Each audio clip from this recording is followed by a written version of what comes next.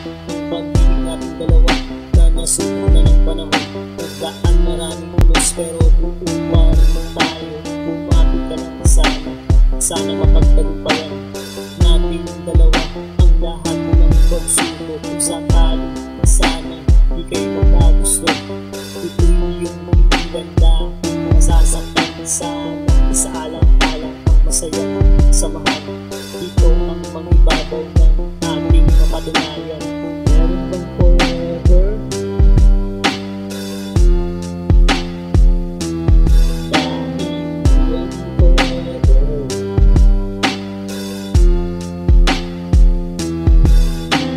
Sana mabubutan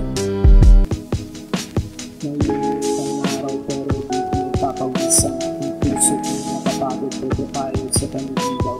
Aking sisipat kung sa tumba ang iyong puso kung paano masaya sa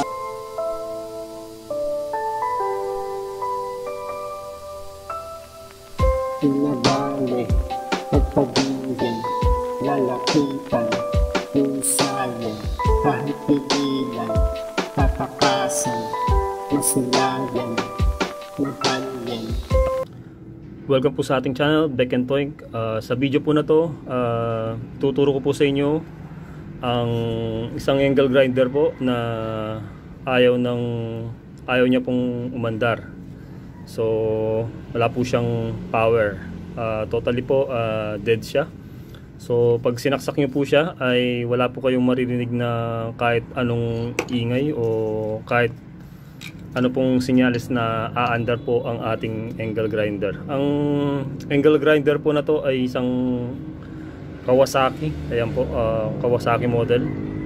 Ayan. So ito po siya, JC Kawasaki Power Tools. So ayan po, nabili ko po to sa halagang 1,000 pesos lang sa Shopee. So ayan, yan po. Subukan po natin. So ito po yung switch nya. So saksak po natin dito sa outlet. So ayan po, at i-power on po natin siya. So ayan. So wala po siyang power. Ayan. So unplug na po natin. Meron po tayong tester dito para ma-test po natin. So ayan po yung setting natin na 250, nakaset po tayo ng 250 volts AC. So check po natin kung baka wala namang power tong ating extension. So ayan po, ayan. Kita nyo po na ayan, kita nyo po na dapat po gumalaw yung ating tester. So dapat po gumalaw yung ating tester. Ayan, ayan po, ibig sabihin may power po tayo na, ayan, may kuryente po tayo dito sa ating outlet.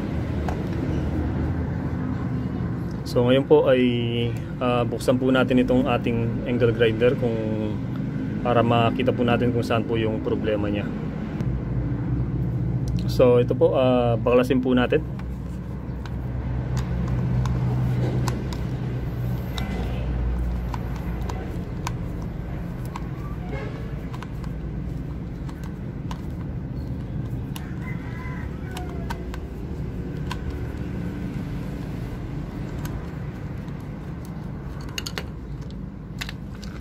Unahin muna po natin dito sa ating pag-troubleshoot po, unahin po natin dito sa saksakan.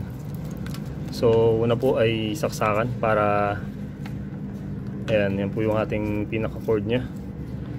Pag dito troubleshoot po natin yung isang appliances o isang grinder po, kahit anong appliances po o tools, power tools. So yan po, mag-start po tayong mag-test dito sa saksakan muna kung pumapasok po ba yung kuryente nya. Baka patid po kasi yung wire nya, yung isa po sa linya, line 1 or line 2. So kung may patid po yan, hindi rin po siya aandar. So yan po. So ito po yung pinaka cord nya. Kung susundan po natin yung pinaka cord nya, yan. So palagi po tayo mag-start dito sa pinaka cord. So ito po yung pinaka line 1 nya po. Ikot lang po natin to. So ayan. So ayan po yung pinaka cord nya. At kunin po natin yung isa niyang cord dito. Isa pa pong line dito. So ito po yung line 2 nya, itong blue. Tapos ito na po yung switch. So dadaan po siya sa switch. So ito po yun. Gamit po tayo ng tester. Kung wala po tayong tester, hindi po natin masasabi na may patid po yung wire. So importante po yung tester sa pagtetest po ng ating cordon po. Yung pinaka cordon nya po, yung cord nya. So sa tester po ay set po natin siya ng ohms. Ayan. So nakaset po tayo ng ohms para makita lang po natin kung gagalaw siya. Yung pinaka continuity niya po. Kung tuloy-tuloy po ba siya. So ayan. Kung tuloy-tuloy po yung ating cord niya po. Pag tuloy-tuloy po yan, gumalaw po siya, ay ibig sabihin ay wala po siyang patid. So ayan. So line 1 po tayo. So ayan, subukan muna po natin yung ating tester kung gagalaw siya. So ayan po, dapat pag dinikit po natin yan ay gagalaw po siya. So iset na po natin ng medyo mataas.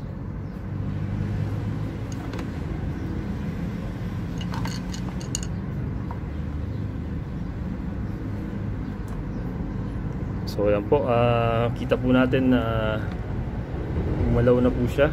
Ayan. Sa dulo na po para makasigurado po tayo. Ayan. Ayan, nakasagad na po siya dun sa pinakadulo. Ngayon po i-test po natin yung dito po, hanapin po natin yung pinaka line nya. So ayan. Ito po yung brown. So ayan po yung pinaka cord nya. Brown lang po siya saka blue. So test po natin. Ayan, gumalaw po siya. Ayan, makita niyo po sa tester natin na ayan, gumalaw po siya. Ibig sabihin yung brown po natin, yung isang linya po ay okay. Tapos subukan po natin dito sa blue. Pag gumalaw po yan sa blue, ibig sabihin shorted po tayo nun. So hindi ko pa po kasi nilipat dito. So ayan, ngayon lipat po natin dito sa kabila. Ngayon po dito po tayo sa kabila, sa blue. Ayan, nakita nyo po na gumalaw po siya sa ating tester. So ayan, gumalaw po siya, yung blue. Ayan. So yan po, ganun lang po kadaling mag-test ng ating line 1 saka line 2. Yan, ulitin po natin yung blue. Yan, gumalaw. Pag nilipat po natin sa brown, dapat hindi po siya gagalaw. Pag gumalaw po siya sa brown, ibig sabihin shorted po yung ating cordon, may nakadikit po siya. So jump na po tayo dun sa isang part po ng grinder. Importante rin po to, yung switch. So yung switch po, bali yung isang linya po ng ating kuryente ay dadaan sa switch para maputol po yung ating i-cut niya po yung ating kuryente. So ayan. Ay, makita nyo po na gumagalaw po yung ating switch. Naka-switch po niyan. So bababa lang po natin itong on-off switch niya po. Dapat po dito ay hindi na po siya gagalaw. Pag sinindihan po natin, ayan, tataas ko po yung switch. Dapat po gumalaw po siya. Ayan. Yung setting po natin sa tester ay dapat po ohms. Kahit ano po dyan, pwede. Times 1, times 10 hanggang times 10k po. So pag ohms po ay dapat lang po dyan ay gagalaw po siya. Kasi wire lang naman po yung tinetest natin. So dito po sa cord natin at switch ay okay na. So jump na po tayo dun sa pagbaklas po ng ating Kawasaki na grinder. So ayan po.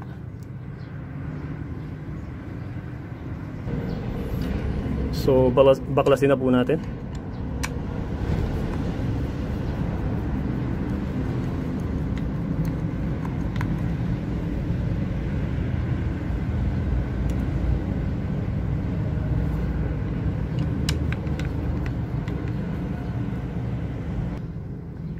So yan po, pang-apat na.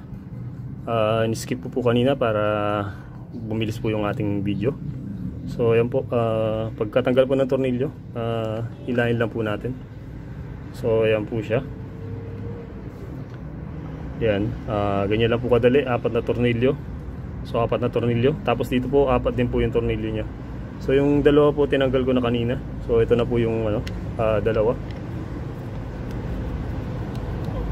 So tanggalin po natin dyan.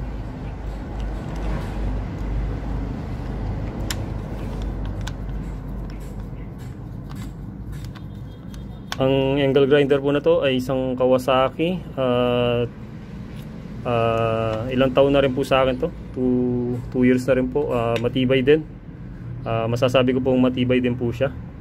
So yan, so buksan ito po. Yan. So yan po, kailangan po tanggalin muna po natin itong carbon dito, dalawa. So kailangan po natin tanggalin. Gamit lang po tayo ng flat screw para matanggal po natin yung carbon, para maila po natin dun sa loob. So yan po, ito po yung isang carbon. So kailangan po natin tanggalin yan para maila po natin.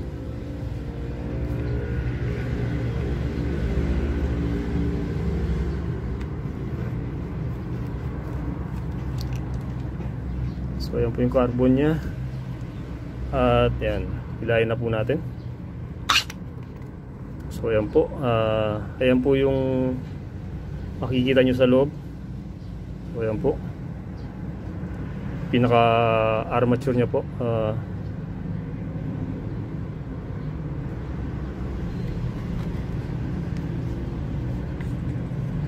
So ayan po yung sa loob nya.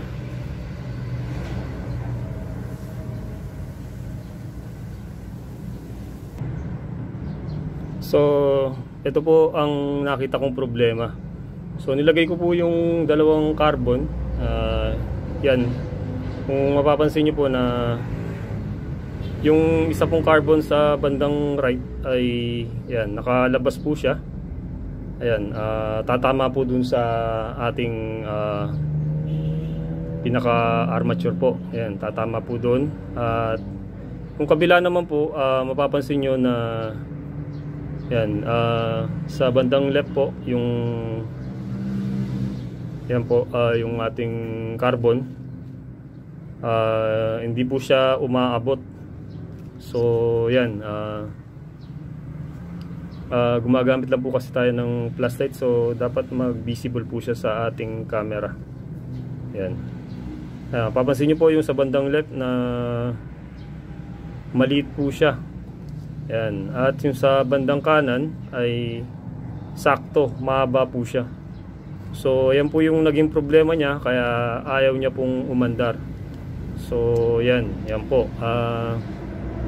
Dapat po ay i-check up po natin kung anong kung bakit hindi siya pumapasok doon sa pinaka loob niya. So yan po yung isang. Kaya kung maliit po yung ating carbon ay pwede po tayong bumili po tayo ng carbon para mapalitan po natin yung ating carbon para umabot po siya dun sa ating pinaka armature po. So yan, armature.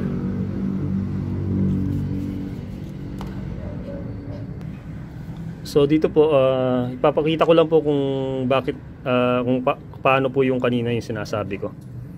So ito po yun, yung isa po ay saktong tumatama po dito yung bandang right.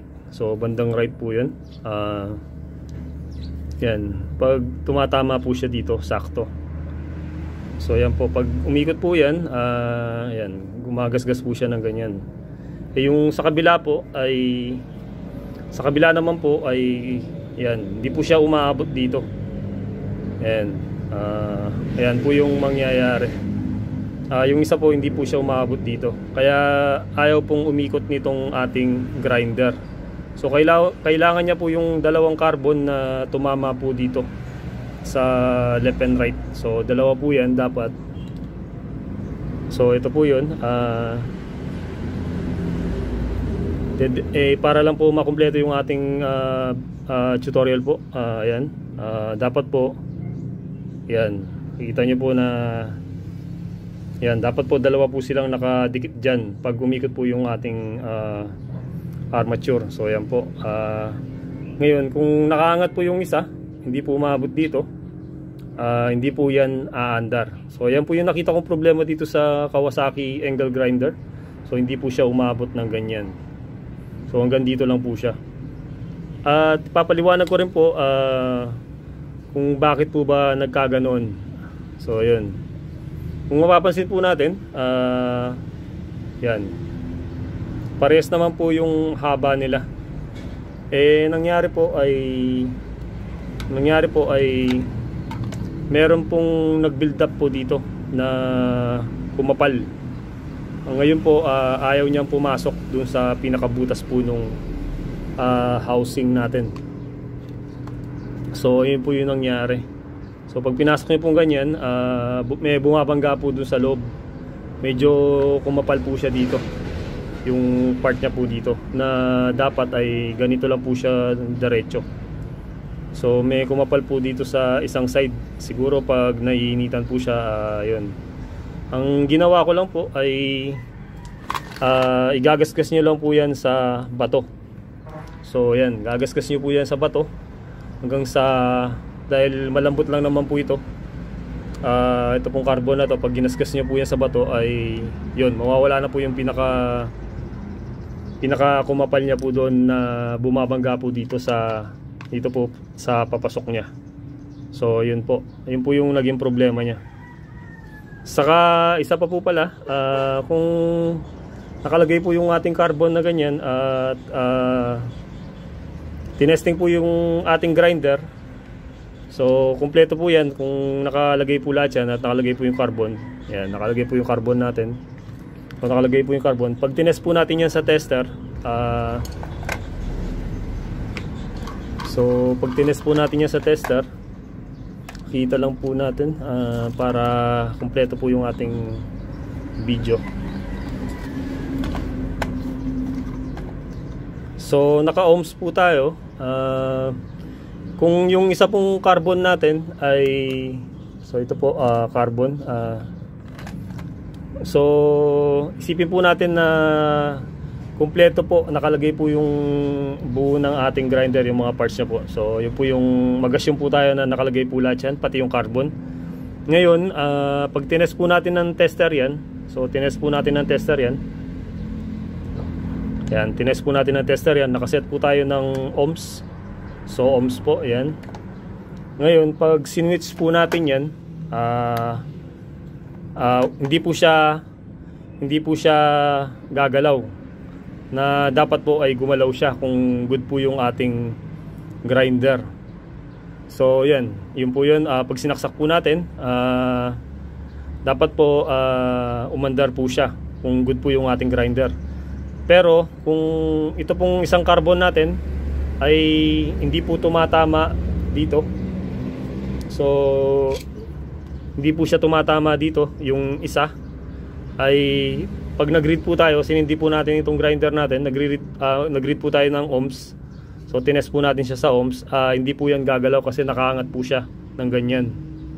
So kung nakaangat po yung isa, hindi po talaga aandar yung ating grinder. So yun po yung isang problema po ng grinder. Kaya wag nyo pong agad-agad itatapon itong grinder nyo kung hindi po siya umandar. Baka carbon lang po siya. Katulad po nitong sa akin ay napansin ko po nakaangat lang yung isang carbon. At pag tinest po natin ng tester, isipin po natin agad o akalain po natin na agad na sira po yung ating grinder. Kasi hindi na po siya gumagalaw. So hindi na po siya nagre-read. So ito nga lang po yun, nakaangat lang po yung ating carbon. Kaya ang tendency po ay wala po siyang reading. Kaya wag nyo pong agad itatapon ang ating mga grinder. Sayang po, sayang. Carbon lang po pala at aandar na po siya. Kaya po wag mo nang bibili ng carbon. Tingnan mo na po kung medyo kumapal po yung ating carbon dito sa gilid. So dito po may kumakapal po dito. Ayan, pag kumapal po dyan, maaari po siyang magbara. So magbabara po yan doon sa loob at hindi po siya agad-agad makakapasok. Hindi po siya lalabas dito. So yan, hindi po siya lalabas yan. Pakita po natin para. So yan po, sa bandang kanan, yan. Yan po yung carbon natin. Makikita nyo po yung dalawa na nakalabas silang parehas. Ayan. So ito po yung nangyari. Ayan. Ayan, yan po. Yung sa left po ay nakatras siya, at yung sa kanan ay yan, nakapasok po siya, na tamang tama naman po yung sa kanan natin. Yung sa kaliwa po ay pag ganyan po yung position niya, ibig sabihin hindi po talaga gagana ang ating grinder, kasi hindi po siya tumatama dun sa pinaka armature niya po. So yun. So yan po, hanggang dito na lang po ang ating video. At kung nagustuhan po ang ating video, subscribe na rin po at like. Channel name po natin ay Beck and Toink. Pero papaanda rin muna po natin bago matapos po itong ating video. So ito po, binabalik na po natin para testingin po natin kung under po ba siya.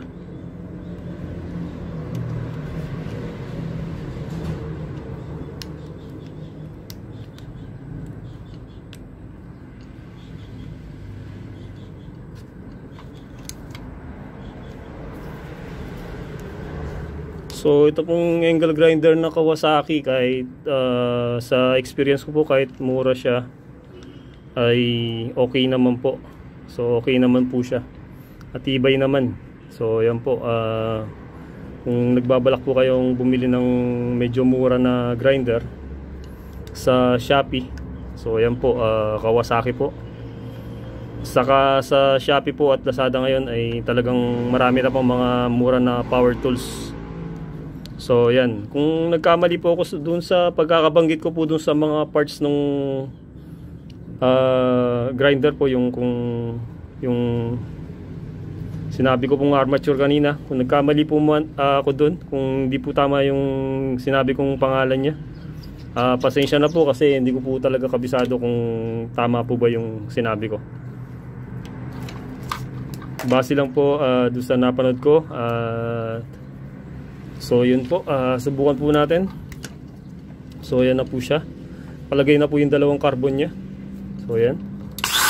Ayan, kita nyo po na ayan, umandar na po siya. So ayan. So ibig sabihin po, tama po yung ginawa natin na troubleshooting. Tama po yung troubleshooting. Yan, hindi ko po agad tinapon yung aking angle grinder. Totoo po niyan, nasira na po ako ng loob. Kala ko nasira na po yung angle grinder ko.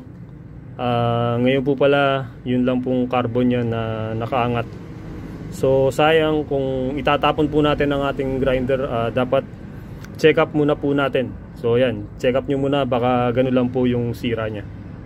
So hanggang dito na lang po ang ating video. Subscribe po at like kung nagustuhan po ang ating video. Channel name po natin ay Beck and Toink, at marami pong salamat.